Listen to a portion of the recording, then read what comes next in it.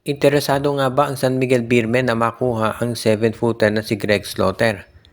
Si Greg Slaughter ay umattend noong PBA awarding at nandoon siya nanonood at sinabi niya na meron mga teams na interesado kumuha sa kanya. Inamin din ng Titan Ultra na interesado silang kunin si Greg pero mukhang hindi raw nagkasundo doon sa kontrata. Alam natin na medyo mataas daw yung hinihingi salary ni Greg at pagdating sa ganyang bagay, dalawang koponan lang naman usually ang makapag-afford niyan, ang SMC at MVP Group.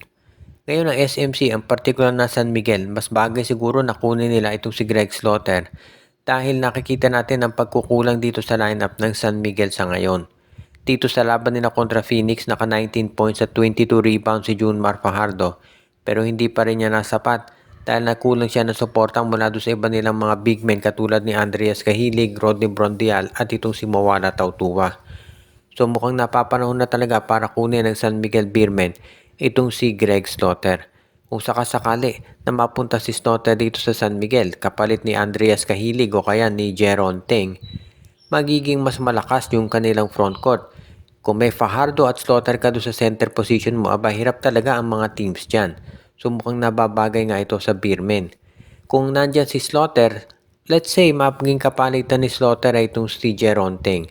So magiging rotation dyan si Slaughter at si Fajardo sa center at sa power forward na ito si Brondial at si Mawala Tautua.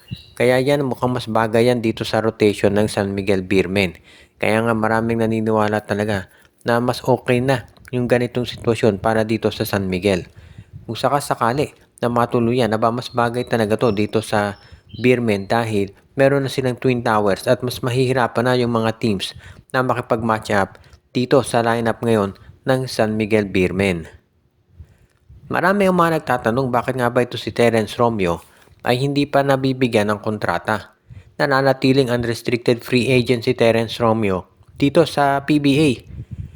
Alam natin na merong mga players ngayon na nabigyan na maski na yung mga matagal na hindi naglalaro katulad dito sila Arvin Bringas, si James Martinez, si Roy Sumanga 2 taon nang hindi naglalaro sa PBA pero binigyan ng kontrata ng Titan Ultra.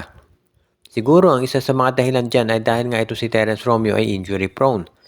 Nakita na natin na kaya ito tinrade ng San Miguel Bill maramang dahil nga ito ay palagi may injury. Walang duda sa talent ni Terence Romeo. Lahat ng nanonood ng PBA nakita naman kung paano ito umiskor. Ang nagiging problema nga lang palagi itong may injury kaya hindi nakapaglalaro ng sunod-sunod na mga games. Pangalawa, mas mataas syempre ang salary ni Romeo kumpara dito kila Roy Sumang, Arvin Bringas, James Martinez at iba pa. Dahilan kung bakit siguro wala pang team na gustong kumuha sa kanya. Siyempre, pagdating sa mga free agents, meron tinatawag na risk-reward na pinag-aaralan yung mga team. Ano ba ang reward kumpara sa risk pag kinuha mo si Terence Romeo? Siyempre, ang reward dyan is itong high scorer. Talagang kayang mag-take over ng isang laro. Ang risk naman dyan, injury prone nga ito. At sa ngayon siguro, yung mga teams nakikita nila, mas malaki yung risk pag kinuha si Terence Romeo kumpara do sa reward. Kaya nga mukhang yan yung nakikita at sabihin na natin na pwedeng naging mga rason kung bakit si Terence Romeo hindi pa kinukuha. Pero sa paniwala ng mga analyst, only a matter of time bago mayroong team na talagang mag-acquire dito kay Terence Romeo. Dahil siya ay isa talaga dito sa tinatawag natin na pinakamagaling na scorer ng PBA. Tandaan natin, 3 times scoring champion yan. At natulungan na rin niya na San Miguel na manalo ng kampyonato, naging finals MVP pa nga ito. Kaya abangan natin yung pagbabalik ni Terence Romeo sa PBA.